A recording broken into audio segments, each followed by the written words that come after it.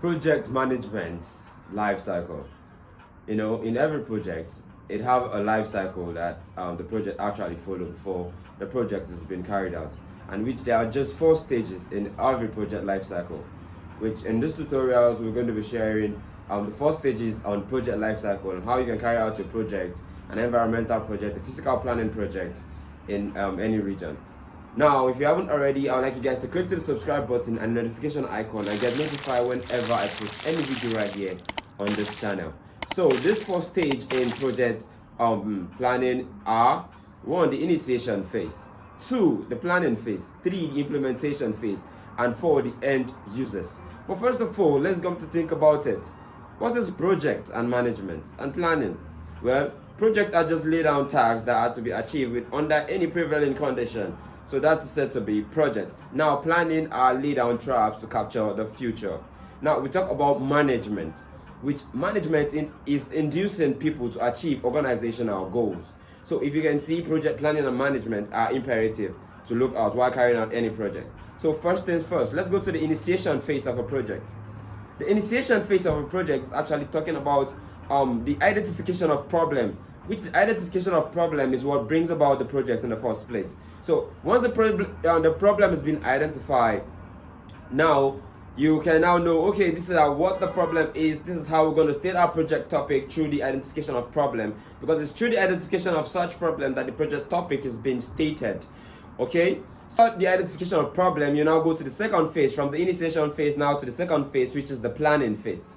Which the planning phase is talking about planning the process. First of all, in planning the process, you have to do structuring and scheduling of the process. In structuring and scheduling of this process, you have to know who are to be part of your team, and what role is every individual going to play part in the team. So once you structure and schedule time that this project is going to be carried out, you are actually on a good lane. Now you move to the next stage, which you statement of objectives. The statement of objectives, first things first, you get your aim, which your aim will be stated. Now you now state set of objectives that are to be that to answer the aim you have already stated.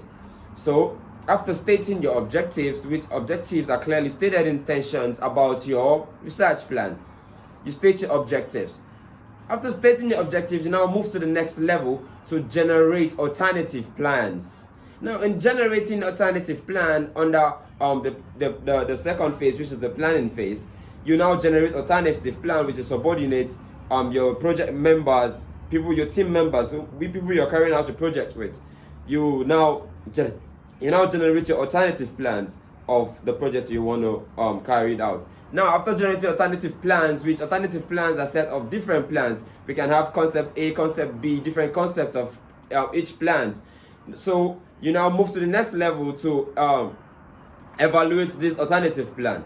You evaluate this alternative plan in the sense that you want to select the preferred plan to be used in carrying out the project. So that is why you are evaluating. Okay, so after evaluating these plans, you now select a preferred plan which is to be implemented. That is for the second phase. I said that we only have 4 phases in the life cycle of a project, which I said, first of all, I talk about the initiation phase, I talk about the planning phase, I talk about the implementation phase, and the end users. Now we're moving to the third phase, which is the implementation phase, after you've selected your preferred plan. Now the implementation phase is talking about the stakeholders that are involved in carrying out or implementing this project, which the stakeholders could be the clients, the contractors, or the consultants. Okay, which the clients can also be an individual, a community organization, NGOs, corporate organization, non-governmental organization, international agencies can be the clients. Now the consultant or the contractors can be the traditional method in carrying out any plan, which the consultant can actually be a registered town planner, a real estate consultant, which can be the consultant. Now the contractor can be those who are actually implementing the physical project, which we talk about 2 types of project. We have tangible project and intangible project. The tangible project is talking about the physical project, the project that are carried out by civil engineers, the project we can see, feel, and actually see and carry about, which that's the tangible project. Now the intangible project is talking about the intellectual mind, the ones who actually set down this plan for this project to be carried out effectively, which the intellectuals are those that are carrying out master plans, physical development plans, improvement plans. These are the intellectual imperative in our project planning, because before you have to carry out any plan, you need a professional that is in a particular field of study to help you go about your project planning. So that is for the types of project. Now the implementation phase, where we talk about the contractors are the one carrying out the tangible project, while the intangible project are the consultants, those ones that are using the intellectuals to actually design such projects. So those things are imperative to look at as well. Now we go to the last phase, which is the end users. Who do you think the end user is?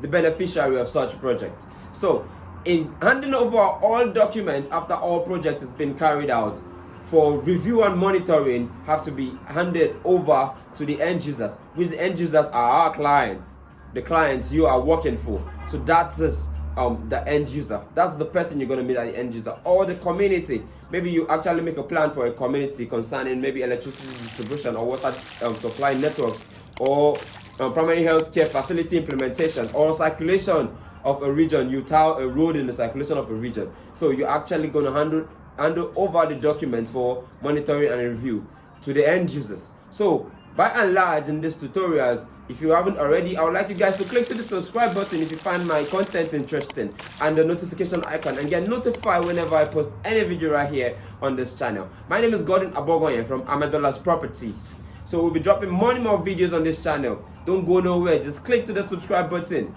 I'll see you guys next time. Bye.